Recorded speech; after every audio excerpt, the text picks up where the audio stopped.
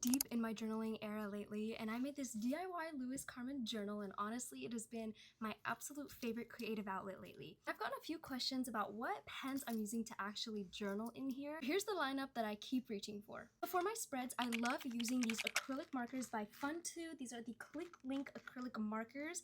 They come in a pack of 28 colors with 2 metallic colors in there. When it comes to journaling, you don't want your markers to be bleeding through your notebooks, and that is the best part about these markers, that they don't bleed through. These are brush tip pens. My favorite part is that they actually snap, and now you have 2 separate colors. You just snap it right back up, and now you can use 2 sides of the markers. It dries up so quick that you don't even realize that it's an acrylic marker, but it really does help brighten up your pages and make it look so cute. These are the Mildliner highlighters. I have the 15 count of the dual tip markers. My favorite part about these is that they really do brighten up your pages as well. They don't bleed through, and they don't smudge your pens.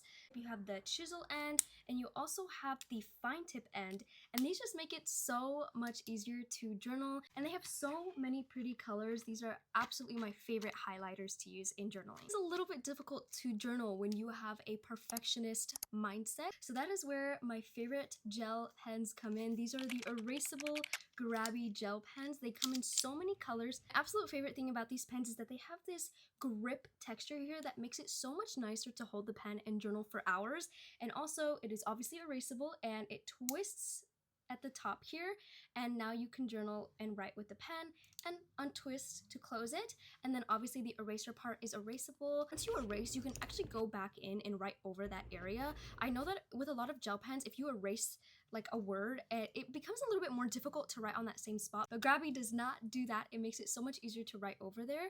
So if you're looking to get into journaling, or if you're restarting like I am, I honestly think that the best thing to do is use the tools that excite you the most about opening the journal and letting out your creativity onto it. That is the most important part.